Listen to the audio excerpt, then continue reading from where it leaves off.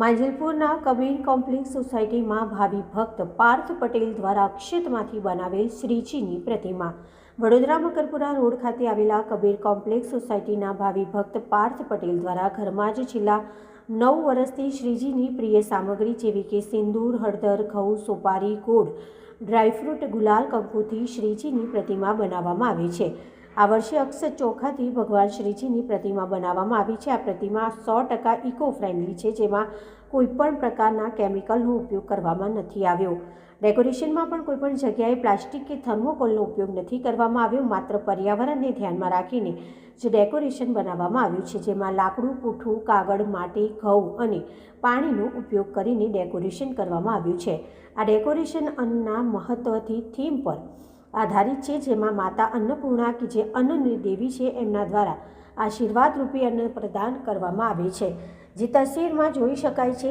અને એ જ અનાજ ઘઉંના ઢગલામાં ભગવાન શ્રીજીની પ્રતિમા કે જે અક્ષતથી બનાવેલ હતી એ મૂકવામાં આવી છે.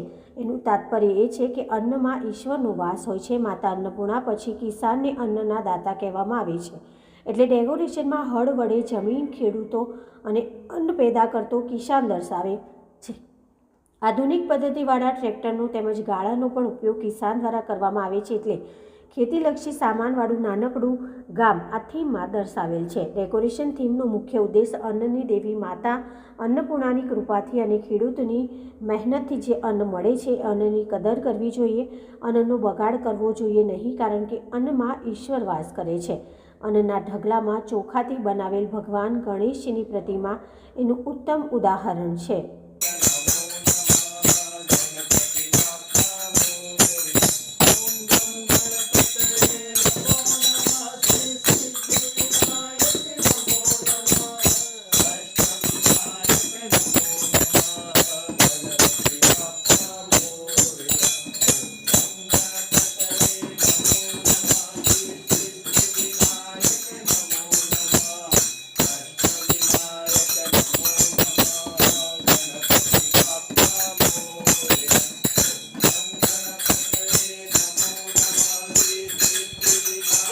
આ કબીર કોમ્પ્લેક્સ સોસાયટીમાં અમે ઘરમાં જ ગણપતિ બનાવીએ છીએ.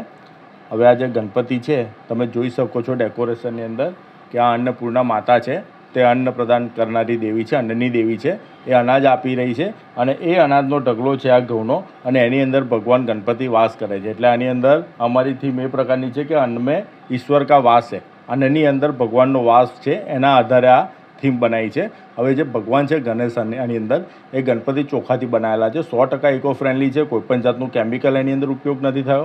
100% ઇકો ફ્રેન્ડલી ગણપતિ બનાવેલા છે ચોખાથી, અક્ષતથી. આ પ્રકારનો વિચાર કઈ રીતે આવ્યો અને શું?